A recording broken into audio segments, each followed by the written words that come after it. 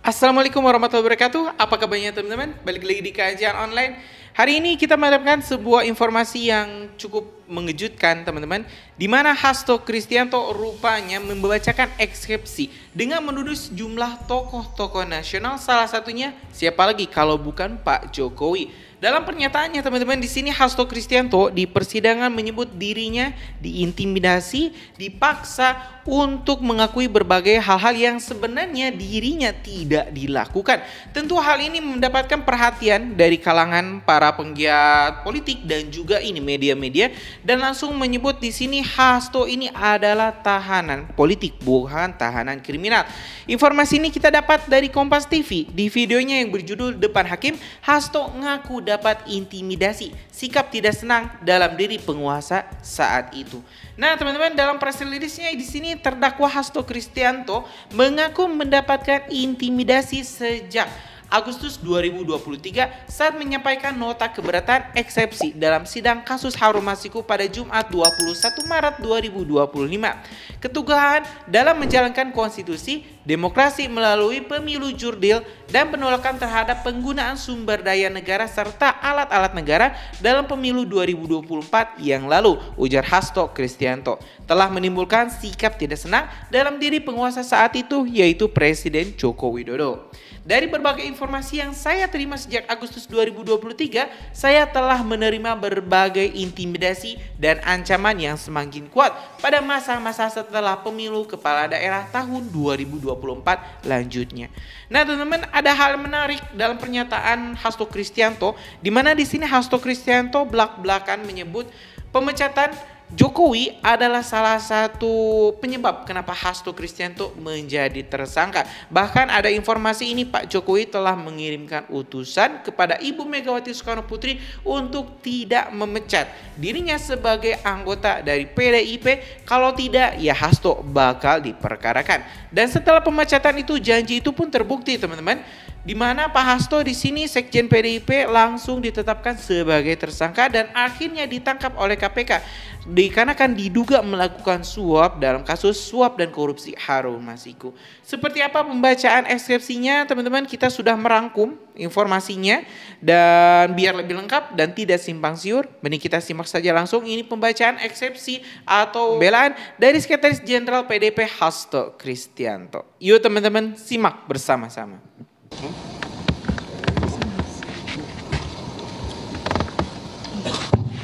Baik, terima kasih Yang Mulia. Assalamualaikum warahmatullahi wabarakatuh. Salam damai sejahtera untuk kita semuanya. Om Swastiastu, Namo Buddhaya, salam kebajikan, rahayu. Yang Mulia para hakim, yang kami hormati para jaksa penuntut umum, para penasihat hukum, seluruh masyarakat Indonesia yang kami cintai dan banggakan, rekan-rekan pers dan hadirin sekalian.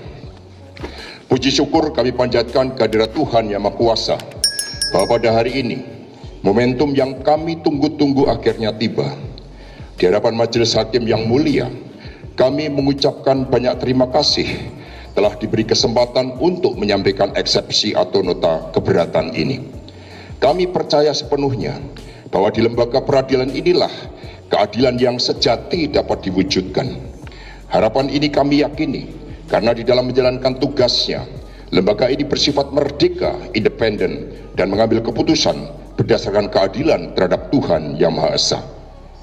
Keyakinan kami semakin kuat setelah mendapatkan pemikiran penuh kebijaksanaan dari Profesor Dr. Haji Sunarto SHMH, yang saat ini beliau menjabat sebagai Ketua Mahkamah Agung Republik Indonesia.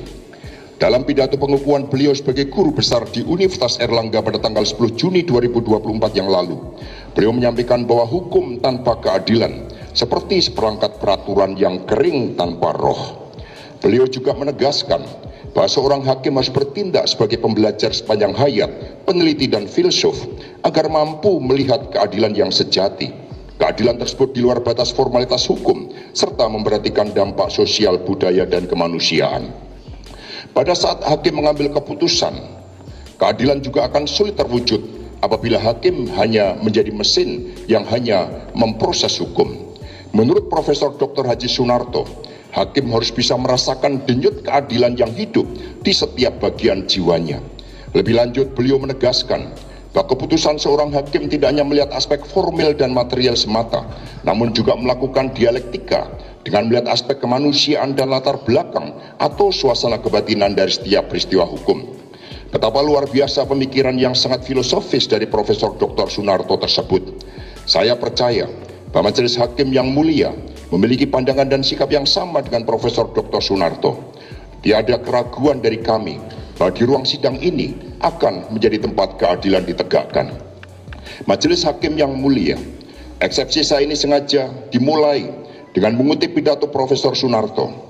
Ketika pertama kali membaca pernyataan tersebut, kami merasakan betapa mulia peran hakim dan lembaga peradilan bagi terwujudnya cita-cita keadilan dan sekaligus cita-cita nasional kita. Tidak berlebihan jika dari lubuk hati kami yang terdalam, kami katakan bahwa pemikiran Profesor Sunarto tersebut menjadi nur atau cahaya yang membangun harapan di tengah kriminalisasi hukum yang saya alami hingga duduk di kursi terdakwa ini. Pertanyaannya, mengapa saya bersama tim penasihat hukum berani mengambil suatu kesimpulan bahwa kasus yang menimpa saya ini lebih banyak aspek politik yang menggunakan hukum sebagai alat pembenar yang mengarah pada terjadinya kriminalisasi hukum?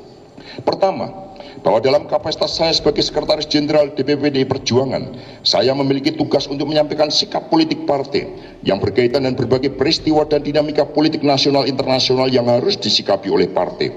Tugas inilah yang saya jalankan ketika menolak kehadiran kesebelasan Israel dalam Piala Dunia U20 tahun 2023. Demikian halnya sikap kritis terhadap intervensi Mahkamah Konstitusi oleh kekuasaan politik demi kepentingan elektoral melalui putusan MK nomor 90 tahun 2023. Di luar itu, keteguhan di dalam menjaga konstitusi, demokrasi melalui pemilu jurdil, dan penolakan terhadap penggunaan sumber daya negara serta alat-alat negara dalam pemilu 2024 yang lalu telah menimbulkan sikap tidak senang dalam diri penguasa saat itu.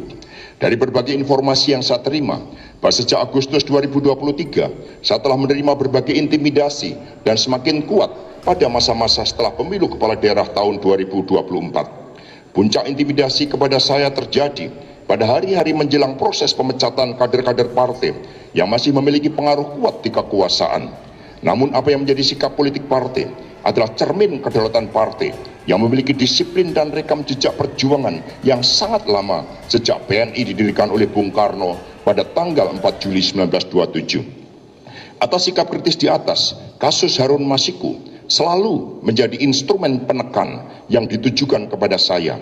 Hal ini nampak dari monitoring media seperti terlihat dalam gambar di bawah ini, di mana kasus Harun Masiku selalu cenderung naik seiring dengan dinamika politik dan sikap kritis PDI Perjuangan yang kami sampaikan. Itu terlampir gambar dianggap dijelaskan. Majelis Hakim yang mulia, berbagai tekanan nampak pada proses penyelidikan, penyidikan hingga proses P21.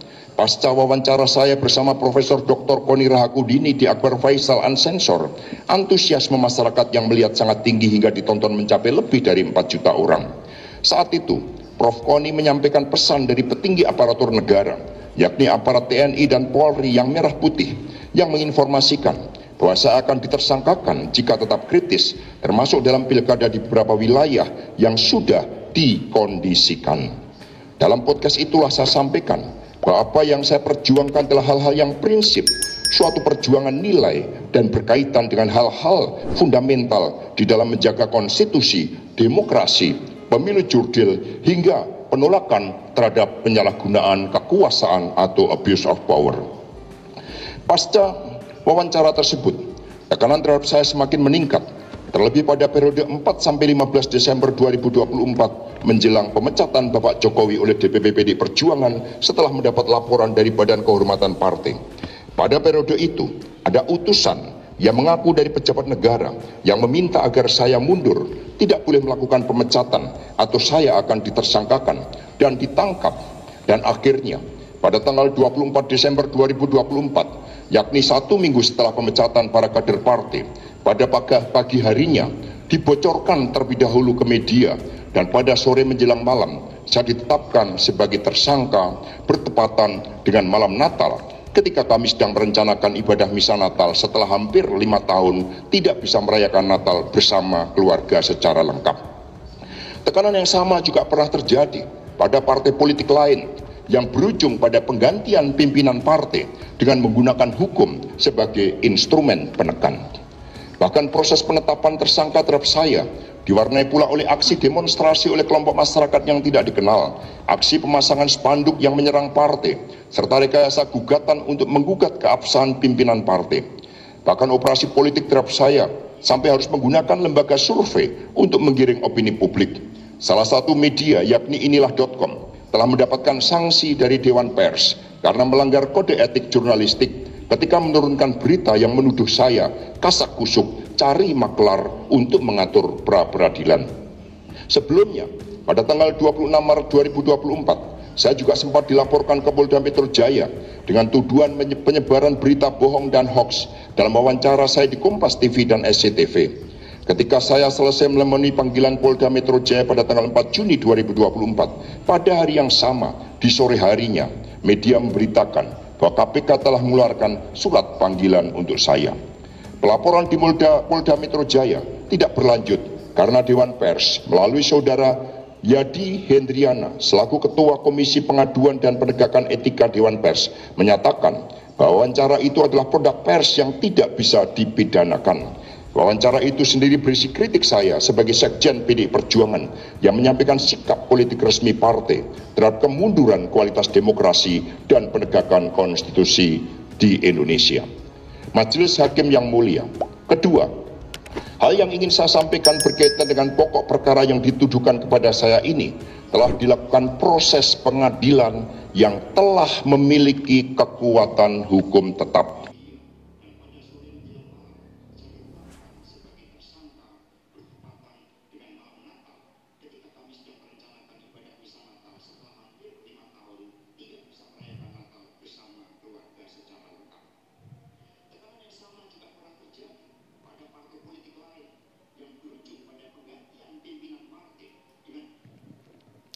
Ya teman-teman, barusan kita telah mendengarkan eksepsi atau pembelaan dari Hasto Kristianto, Sekjen PDIP di sidang selanjutnya teman-teman di kasus Harun Masiku atau suap korupsi Harun Masiku. Di sini terang-terangan Pak Hasto menyebutkan eksepsinya pembelaannya bahwa dirinya mendapatkan intimidasi, bahwa kasusnya ini adalah kasus pesanan para penguasa yang tidak senang dirinya ini sangat kritis dan terutama pemecatan terhadap Pak Jokowi, Mas Gibran dan juga Bobi Nasution, keluarga Pak Jokowi dari PDIP, itulah yang menjadi cikal bakal dirinya ditetapkan menjadi tersangka. Tentu teman-teman eksepsi ini telah kita dengarkan dan hakimlah yang akan memutuskan apakah Hasto Kristianto memang bersalah atau tidak. Kita rasa hakim insya Allah akan memutuskan dengan seadil-adilnya dan kalaupun misalnya teman-teman ini Hasto tetap ditetapkan menjadi tersangka bahkan sampai didakwa, divonis bersalah, mendapat hukuman berapa tahun, saya meminta ini dan berharap Ibu Megawati Soekarno Putri bisa legowo membiarkan Hasto Kristianto untuk mempertanggungjawabkan kesalahannya di mata hukum. Mungkin itu informasi kita hari ini. Terima kasih. Assalamualaikum warahmatullahi wabarakatuh.